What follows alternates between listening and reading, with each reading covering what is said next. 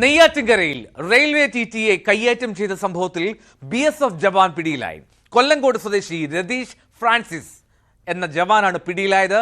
എറണാകുളം സ്വദേശിയും കന്യാകുമാരി ബംഗളൂരു പാസഞ്ചറിലെ ഉദ്യോഗസ്ഥനുമായ ജയേഷാണ് ആക്രമണത്തിന് ഇരയായത്.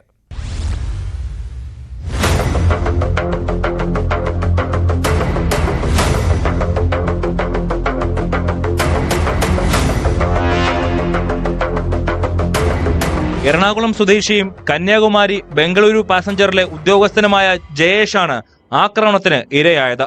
ഉച്ചയോടെ നെയ്യാറ്റിൻകരയ്ക്ക് സമീപത്തായിരുന്നു സംഭവം. കുടുംബത്തോടൊപ്പം തിരുവനന്തപുരം മ്യൂസിയം കാണാൻ പോവുകയായിരുന്നു പ്രതി രതീഷ് ഫ്രാൻസിസ്. ജനറൽ ടിക്കറ്റ് എടുത്ത ശേഷം സ്ലീപ്പർ ക്ലാസ്സിൽ യാത്ര ചെയ്യാൻ ശ്രമിച്ചതാണ് പ്രശ്നങ്ങൾക്ക് കാരണം. ഇത് അനുവദിക്കാനാകില്ല എന്ന് പറഞ്ഞതോടെ പ്രകോപിതനായ രതീഷ് ജയേഷിനെ കയ്യേറ്റം ചെയ്യുകയായിരുന്നെന്നാണ് റെയിൽവേ പോലീസ് പറയുന്നത്.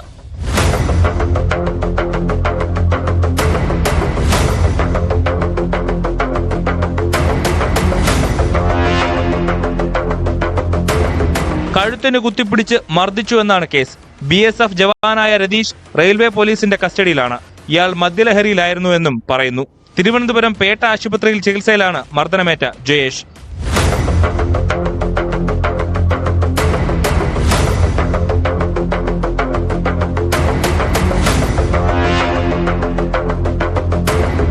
News 18 നെയ്യാറ്റിൻകര.